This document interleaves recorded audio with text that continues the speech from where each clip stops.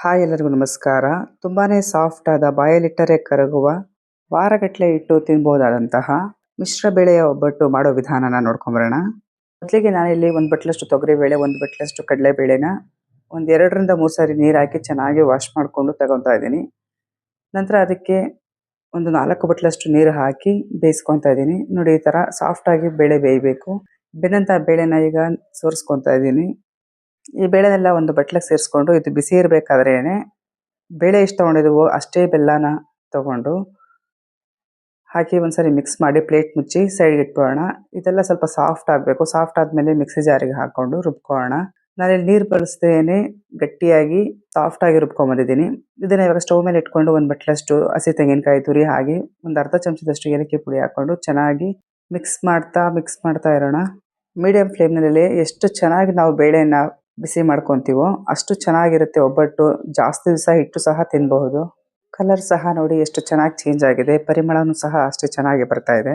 ನೋಡಿ, ಇಷ್ಟಾದರೆ ಸಾಕು. ಇದು ಸ್ವಲ್ಪ ತಣ್ಣಗಾಗಕ್ಕೆ ಬೇಡ. ಈಗ ಕನಕ ರೆಡಿ ಮಾಡ್ಕೊಳ್ಳೋಕ್ಕೋಸ್ಕರ ನಾನು ಇಲ್ಲಿ ಮೈದಾ ಹಿಟ್ಟನ್ನ ಜಲ್ಡಿ ಮಾಡಿ ಇಟ್ಕೊಂಡಿದ್ದೀನಿ. ಒಂದು ಬಟ್ಲಷ್ಟು ಚಿರೋಟಿ ರವೆನ ಒಂದು ಬೌಲಿಗೆ ಹಾಕಿ ಅದು ಮುಳುಗುವಷ್ಟು ನೀರನ್ನು ಹಾಕಿ ಒಂದು 1/4 ಗಂಟೆ ಹಾಗೆ ಬಿಟ್ಕೊಳ್ಳೋಣ. ನೆಂದಂತಹ ರವೆಗೆ ಈಗ ಮೈದಾ ಹಿಟ್ಟು ಹಾಕ್ಕೊಂಡು ಹಾಗೆ ಒಂದು ಅರ್ಧ ಚಮಚದಷ್ಟು ಅರಿಶಿನ ಪುಡಿ ಹಾಕ್ಕೊಂಡು ಚೆನ್ನಾಗಿ ಮಿಕ್ಸ್ ಮಾಡ್ಕೊಳ್ಳೋಣ. ಕನಕ ಕಲಿಸ್ಬೇಕಾದ್ರೆ ನಾವು ಯಾವಾಗಲೂ ಸಹ ತುಂಬ ಸಾಫ್ಟಾಗಿ ಕಲಿಸ್ಕೋಬೇಕು. ಚಪಾತಿ ಥರ ಗಟ್ಟಿಯಾಗಿ ಕಲಿಸ್ಬಾರ್ದು. ನಾನು ಇದಕ್ಕೆ ಈಗ ಒಂದು 1/4 ಬಟ್ಲಷ್ಟು ಎಣ್ಣೆ ಹಾಕ್ಕೊಂಡು ಚೆನ್ನಾಗಿ ಕಲಿಸ್ಕೊತಾ ಇದ್ದೀನಿ. ಈ ರೀತಿ ಸಾಫ್ಟಾಗಿ ಕಲಿಸ್ಕೊಂಡ್ರೆ ನಾವು ಒಬ್ಬಟ್ಟನ್ನು ಎಷ್ಟು ತೆಳುಗೆ ಬೇಕಾದರೂ ಸಹ ಒತ್ಕೋಬೋದು. ನೋಡಿ, ಚೆನ್ನಾಗಿ ಈ ಥರ ಕಲಿಸ್ಕೊಂಡು ಒಂದು ಅರ್ಧ ಗಂಟೆ ಇದನ್ನು ಚೆನ್ನಾಗಿ ನೆನೆಯೋಕ್ಕೋಸ್ಕರ ಬಿಟ್ಬಿಡೋಣ.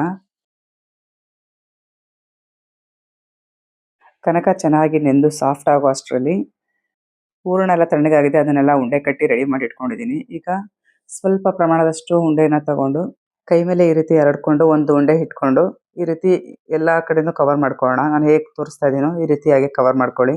ಹಿಟ್ಟು ನಾವು ಚೆನ್ನಾಗಿ ಕಲಿಸ್ಕೊಂಡ್ರೆ ನೋಡಿ ಎಷ್ಟು ಸಾಫ್ಟಾಗಿ ಬರ್ತದೆ. ಏನು ಕಷ್ಟಪಡೋ ಹಾಗೆ ಇಲ್ಲ. ಕೆಲವರಿಗೆ ಕಡಲೆಬೇಳೆ ಒಬ್ಬಟ್ಟು ಇಷ್ಟ ಆಗುತ್ತೆ, ಕೆಲವರಿಗೆ ತೊಗರಿಬೇಳೆ ಒಬ್ಬಟ್ಟು ಇಷ್ಟ ಆಗುತ್ತೆ. ಈ ರೀತಿ ಮಿಶ್ರ ಬೇಳೆಯಿಂದ ಒಂದ್ಸರಿ ಒಬ್ಬಟ್ಟು ಮಾಡಿ ನೋಡಿ. ತುಂಬಾನೇ ಟೇಸ್ಟ್ ಚೆನ್ನಾಗಿರುತ್ತೆ, ಹಾಗೆ ಸಾಫ್ಟ್ ಆಗಿರುತ್ತೆ. ನಿಮಗೆ ಯಾವ ರೀತಿಯ ಒಬ್ಬಟ್ಟು ತಿನ್ನೋದಕ್ಕೆ ತುಂಬ ಇಷ್ಟ ಆಗುತ್ತೆ ಅಂತ ಹೇಳಿ ಕಮೆಂಟ್ ಮೂಲಕ ತಿಳಿಸಿ. ಎಲ್ಲ ಒಬ್ಬಟ್ಟಿನ ಉಂಡೆಗಳನ್ನು ರೆಡಿ ಮಾಡಿ ಇಟ್ಕೊಂಡು ಈಗ ಒಂದು ಬಟರ್ ಪೇಪರ್ಗೆ ಎಣ್ಣೆ ಹಾಕ್ಕೊಂಡು ನಿಧಾನವಾಗಿ ಈ ಥರ ನಾನು ಕೈಯಿಂದನೇ ತಟ್ಕೊತಾ ಇದ್ದೀನಿ. ತುಂಬ ಸಾಫ್ಟ್ ಆಗಿರೋದ್ರಿಂದ ಕಷ್ಟಪಡುವಂತಹ ಅವಶ್ಯಕತೆ ಇಲ್ಲ.